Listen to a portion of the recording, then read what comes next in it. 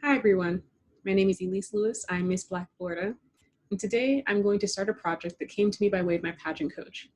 It's really focused on the news.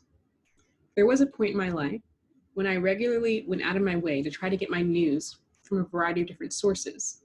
More recently, I've begun to kind of lean in a particular direction and only watch a few different stations or shows. My coach reminded me that when I'm representing my state as Miss Black Florida, and when I'm pushing my platform, I need to be aware of how the issues are perceived from lots of different people, from lots of different walks of life. And so it will be prudent of me to try to go out of my way to take some time to watch news from sources that I don't normally go out of my way to get my news from. So I made this little daily challenge for myself.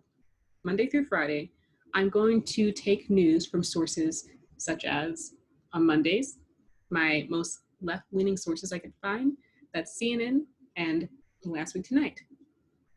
On Tuesdays, I chose MSNBC and The View. Now you notice I have CNN and MSNBC, which are major news stations. I also have Last Week Tonight and The View because although they're not major news stations, they are shows that people who lean more left and are kind of more liberal tend to watch. And if you're not watching some of these programs, you may not understand what their thoughts are on certain issues. Also on Wednesdays, I have here Fox and OA, that's One America News Network. And so basically the idea is to watch these more conservative leaning shows to understand where people are coming from on the issues that are relevant to them based on what those stations are delivering to them. On Thursdays, I've chosen some more international news sources, so I'm looking at BBC and Al Jazeera. They also tend to be considered to be unbiased. On Friday, my least unbiased stations that lean towards more American, but also some global news, PBS, AP, which is the Associated Press, which you can find their videos on YouTube, and Reuters, which you can also find their videos on YouTube. The reason that AP make this list, by the way, is because they tend to have to sell video clips they share of different things that are happening in the world to all news stations. So for example, if they wanted to sell a clip they had of a march that was happening somewhere in Detroit, they want to share that video with people like Fox and CNN, liberals and conservatives. So they have to be careful to make sure that they're delivering an impartial view. So that means that when they deliver content, it tends to be more impartial. It tends to be very unbiased. So it's a great news source if you want to look at clips of things before it gets to those major news sources, and you can look at it on your own and determine what you think about it.